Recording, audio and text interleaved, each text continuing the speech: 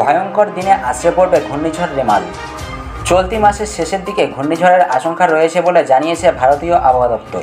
বঙ্গোপসাগরের ঘূর্ণিঝড়টি পুনর্রূপ নিলে এর নাম হবে রেমাল। এই নামটি দিয়েছে ওমান। ভারতীয় আবহাওয়া দপ্তরের পূর্বাভাস অনুযায়ী মে মাসে বঙ্গোপসাগরে দুটি নিম্নচাপ সৃষ্টি হতে পারে। 20 মে দক্ষিণ বঙ্গোপসাগরে তৈরি হতে পারে ঘূর্ণাবর্ত। এরপর সেটি ক্রমশ উত্তর দিকে হয়ে শক্তি বাড়িয়ে 24শে মে ঘূর্ণিঝড়ে পরিণত হবে। আগামী 25শে মে সন্ধ্যার পর এই ঘূর্ণিঝড় পশ্চিমবঙ্গ ও বাংলাদেশের উপকূলে আছড়ে পড়তে পারে বলে ভারতীয় আবহাওয়া অফিস জানিয়েছে। এক রিপোর্টের বরাতে হিন্দুস্তান টাইমস জানিয়েছে, আগামী 20 মে থেকে এই সম্ভাব্য ঘূর্ণিঝড়ের গতিপথ স্পষ্ট হতে পারে। তবে কোথায় কত গতিতে এই ঘূর্ণিঝড় আঘাত হানতে পারে তা এখনই বলা যাচ্ছে না।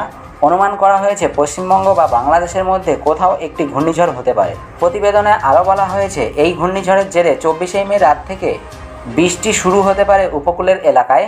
বৃষ্টি চলতে পারে 26শে মে পর্যন্ত। প্রসঙ্গত 2009 সালের 25শে মে সুন্দরবনে আঘাত এনেছিল ঘূর্ণিঝড় আইলা। সেই ভয়াবহ ঘূর্ণিঝড় 15তম বর্ষের সন্ধ্যাতে ঘূর্ণিঝড় রেমাল আছড়ে পড়তে পারে বলে আশঙ্কা করা হয়েছে। আমাদের কাছে আপনাদের সময়ের দাম রয়েছে, তাই আমরা অযথা খবর দিই না, আমরা দিয়ে থাকি পয়েন্ট খবর। আমাদের এই শর্ট নিউজ আপনাদের কেমন লেগেছে তা নিচে কমেন্ট করে জানাবেন। ভিডিওটি ভালো লাগলে অবশ্যই একটি লাইক এবং সাবস্ক্রাইব করবেন।